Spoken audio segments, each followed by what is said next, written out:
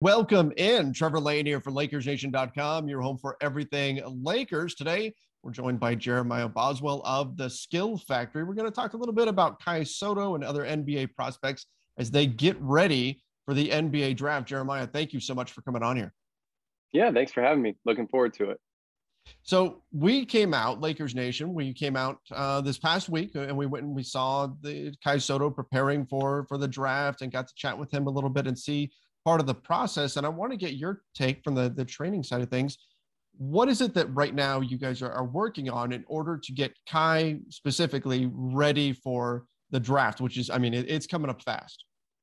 It's sneaking up fast, and especially when you consider how far out, you have to start your team workouts even before the draft. Mm-hmm. And so guys really have to be ready early. With Kai, you hear a lot of the same messages over the years. Super skilled, a lot of talent, but some of the things we've been really focusing on both offensively and defensively is just lateral movement, explosion, quickness. Can he defend? How can he defend? Physicality, toughness, kind of the themes that you hear, as well as just, making sure he's shooting the ball well. So I like to say in the pre-draft process during these workouts, there's really two things that are pretty basic that are going to give you an upper hand if you're prepared. And one of those is being in elite shape. So if you're in great shape, you're able to get up and down, you're able to play one-on-one and never get tired, do everything that the teams expect you to do and show no fatigue. That's really going to set you apart. And the other is if you're going to make shots, right? There's always going to be shooting drills. They always track everything. So if you're making shots, that's going to jump off the charts too. And that's something that Kai definitely seems to have in his skill set, is the ability to hit that outside shot, the three-pointer, which, I mean, we're seeing more and more in the modern NBA where they're asking for bigs who can stretch the floor like that. But my big question coming into this, or at least one of them, was the lateral quickness, which you already mentioned. Can Kai keep up in that regard? Can he defend in space? Because we see the NBA has become such a pick and roll heavy league. You get bigs switched on to guards pretty consistently, unless you go into drop coverage or whatever it is that you're going to decide to do. How has the progress been there? When I was there, I saw Kai doing lateral slides with a rubber band, and somebody's holding on him and doing everything they can to make it more difficult. How's been the progress on that side of things? I think he's gotten a lot better. I think being able to take the lens of having worked with him a few years back and seeing where he's at now, I can see progress. I think if you look at the micro level, from 2 weeks ago to today, it's harder to notice that progress. But overall, I would say he's making progress.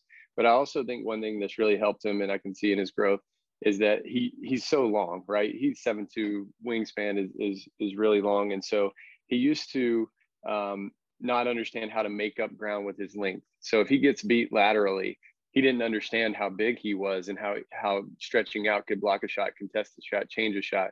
And now, not only is his lateral quickness improving, I feel like he understands his length and can go get a block and can go change and alter a shot and, make that 3-point, on a switch a little less comfortable for a guard. So he's starting to understand that too, which I think is a big part of being a better defender. You mentioned that wingspan, and one of my takeaways from the open run was there were a number of alley-oop dunks. I mean, pretty vicious slams, and nobody in the gym really reacted like it was any big deal. They all kind of just, hey, this is something that we see every day. And that was my first indication that all of the guys playing here have played at a very high level and have seen this kind of stuff on a regular basis. If that was say a high school gym, everybody would have just been losing their minds if some of the dunks were dropped there. But the one play that drew oohs and ahs, and he didn't even finish the play. He got fouled on it. Kai attacked from the baseline, and he put the ball in his right hand and just reached his arm out to keep it away from the defender. Just put it out and went and attacked. And he got fouled, so he didn't score on the play. He got to the free throw line. But that wingspan, how critical is that for his development, and how unique does that make him in terms of the players that you've seen? When he puts that ball out, I mean, nobody can touch him. Yeah, no, it's like you think about Jabbar and the history of the game. Yeah. Like, guys find ways to score and create shots that you just can't block, right? It's make or miss, right? We're going to do the best we can, but we can't block it. And so I think also on that play, something that's really notable is as Kai stretches the floor, he caught that at the 3-point line.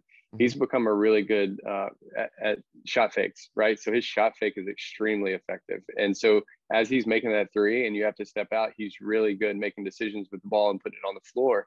downhill, one or two dribbles, and like you said, he's at the rim.